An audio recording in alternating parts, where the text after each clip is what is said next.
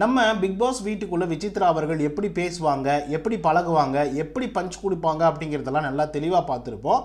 ஆனால் இவங்க எவிக்ட் ஆகி வெளியே வந்ததுக்கப்புறம் அந்த முகத்தில் ஒரு பெருசு அளவில் வந்து பார்த்தீங்க அப்படின்னா கலையே இல்லை அப்படின்னு தான் வந்து சொல்லணும். ஏன்னா லாஸ்ட் வீக்கில் ரீஎன்ட்ரிலாம் கொடுக்கும்போது கூட ஏதோ சம்திங் மிஸ் பண்ண மாதிரியே தான் ஒரு ஃபீலிங்கில் வந்து இருந்துகிட்டு இருந்தாங்க.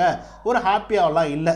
ஏதோ ஒரு விதத்தில் நமக்கு துரோகம் நடந்துருச்சு, இல்லை ஏதோ ஒரு விதத்தில் வந்து தப்பான ஒரு விஷயம் வந்து நடந்துருச்சு, அதனால் நம்ம எவிக்ட் ஆகி வெளியே போயிட்டோம், ஏதோ ஒரு விதத்தில் நம்மளும் தப்பு பண்ணியிருக்கோம் அப்படிங்கிறத வெளியே போய் உணர்ந்துட்டாங்க போல்.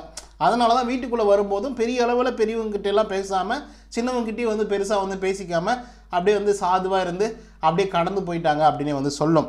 அதை தாண்டி இந்த மாயா அன்கோலாம் இருந்தாங்கல்ல, அவங்ககிட்டலாம் வந்து பார்த்திங்க அப்படின்னா ரொம்ப நெருக்கமாக தான் பழகிட்டு இருந்தாங்க. போகிறதுக்கு முன்னாடியும் சரி, போயிட்டு திரும்பியும் வரும்போதும் சரி ரொம்ப நெருக்கமாக இருந்தாங்க. ஏன்னா இவங்க ஒரு பயங்கர பல்ட்டி அடிக்கிற மாதிரி பண்ண முடியாது. ஏன்னா மாயா அன்கோவெல்லாம் வெளியே போயிட்டு சடனாக உள்ளே வரும்போது வந்து ஐயோ இவங்கெல்லாம் வந்து என்னது துஷ்டனுக்குப்பா, இவங்க பக்கமே போகக்கூடாது அப்படிங்கிற மாதிரிலாம் இல்லை. ஆக்சுவலி ஒரு வேளை அவங்க சொல்லி அனுப்பிச்சாங்களா அப்படின்லாம் நமக்கு வந்து தெரியல. பட் அவங்ககிட்ட நல்லா கம்பைண்டாக நல்லா ஜாலியாக எல்லாம் பேசி பழகியிருந்தாங்க. அர்ச்சனா விட கம்மியாக தான் பேசியிருந்தாங்க ஆக்சுவலாக சொல்ல போனால். இப்போ இன்டர்வியூ வந்து கொடுத்துருக்காங்க. ஃபஸ்ட் எவர் இன்டர்வியூ என்ன விஜய் டிவியே கண்டக்ட் பண்ணியிருக்காங்க. ஓகேங்களா? ஸோ இந்த இன்டர்வியூவில் வந்து ஹாஹா ஓஹோன்னு நிறைய விஷயங்கள் வந்து பேசுவாங்க. ஏன்னா ரொம்ப கீ பிளேயர் வந்து விசித்ரா தான்.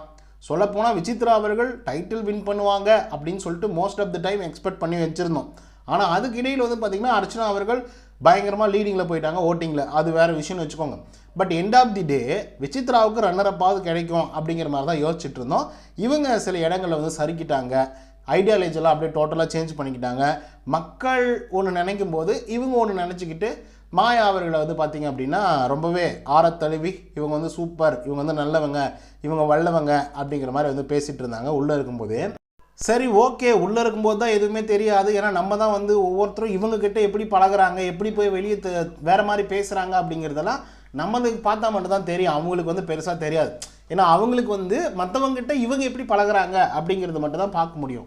ஆனால் இவங்கக்கிட்ட மற்றவங்கெல்லாம் பழகிட்டு வெளியே போய் எப்படி பேசுகிறாங்க, இவங்களை எப்படி ட்ரீட் பண்ணுறாங்க அப்படிங்கிறதெல்லாம் இவங்களுக்கு ஆக்சுவலாக வந்து தெரியாது. அதுதான் பிக் பாஸ் வீடு. ஆக்சுவலாக சொல்ல போனால் காசப்ஸ் நிறைந்த ஒரு வீடு. இப்போது வெளியே வந்த விசித்ரா அவர்கள் திருந்திட்டு இல்லை பார்த்துட்டு அதுக்கப்புறம் மனமெல்லாம் வருந்திட்டு மேபி உள்ளே போகும்போது கொஞ்சம் சேஞ்சஸ் எல்லாம் பண்ணிட்டு போயிருக்கலாம். அதுவும் பண்ணலை. பட் இப்போ இன்டர்வியூ கொடுக்குறாங்க. இன்டர்வியூ கொடுக்கும்போது கூட டெல்லிங் என்ன சொல்கிறாங்க அப்படின்னா ரொம்ப கிளியராக சொல்கிறாங்க. யாரோட பேரும் வந்து யூஸ் பண்ண கிடையாது. அர்ச்சனான்ற பேரோ இல்லை வந்து மாயாங்கிற பேரோ அந்த மாதிரி பெருசாகலாம் யூஸ் பண்ணல. பிரதீப் அப்படிங்கிற பேரில் கூட எதுவுமே யூஸ் பண்ணலைன்னு வச்சுக்கோங்க.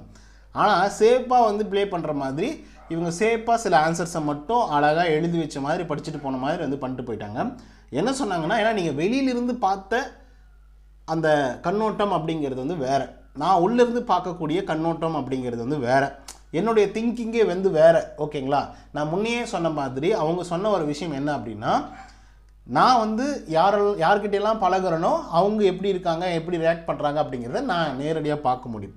ஆனால் மற்றவங்க அவங்க என்கிட்ட எப்படி பேசுகிறாங்க, என்ன எப்படி ட்ரீட் பண்ணுறாங்க அப்படிங்கிறது வந்து எனக்கு தெரியாது. பட் நீங்கள் தான் பார்ப்பீங்க. வெளியே வந்ததுக்கப்புறம் நிறைய ஆதரவுகள் கொடுத்தீங்க. விசித்ரா மம்மின்னு வந்து சொன்னீங்க, நீங்கள் இந்த இடத்துல தப்பு பண்ணிட்டீங்க, அந்த மாதிரி சேர்ந்துட்டீங்க, இந்த மாதிரி பண்ணிட்டீங்க அப்படிங்கிற மாதிரி பல விஷயங்களெல்லாம் பண்ணிங்க. பட் இருந்தாலும் அந்த இடத்துல வந்து பெர்ஸ்பெக்டிவ் அப்படிங்கிறது வந்து மாறுது.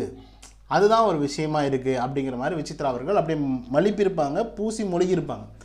இது வந்து நம்ம இப்படியும் கனெக்ட் பண்ணி சொல்லலாம். எப்படின்னா மாயா அவர்களை நான் பார்த்த கண்ணோட்டம் வந்து வேறு, நீங்கள் பார்த்த கண்ணோட்டம் வந்து வேறு அப்படிங்கிற மாதிரி சொல்லியிருக்கலாம். இல்லை அர்ச்சனா அவர்களையும் கூட அப்படி சொல்லியிருக்கலாம். நான் பார்த்த கண்ணோட்டம் அந்த பொண்ணு தப்பான பொண்ணாக இருக்குதுப்பா அப்படிங்கிற மாதிரி பார்த்தேன். ஆனால் நீங்கள் பார்த்த கண்ணோட்டம் வந்து அது வேறு மாதிரி இருக்குது அப்படிங்கிற மாதிரி விசித்ரா அவர்கள் பூசி மொழிகிருந்தாங்க. ஸோ இதை பார்க்கும்போது ரொம்பவே நியூட்ரலாக பேசுகிற மாதிரி இருந்தது. விச்சு மேடம் மாதிரியே பேசுகிறியப்பா அப்படிங்கிற மாதிரி ஒரு ஃபீலிங்கும் இருந்தது. ஸோ இதை பற்றின உங்களோட கருத்துக்கள் என்ன அப்படிங்கிறத கமெண்ட்டில் தெரிவிக்கவும். இந்த வீடியோ உங்களுக்கு வந்து பிடிச்சிருந்தா லைக் அண்ட் சப்ஸ்கிரைப் பண்ண மறந்துடாதீங்க. இன்னொரு தோழன் சந்திக்கலாம். Until then bye from Uday. நன்றி, வணக்கம்.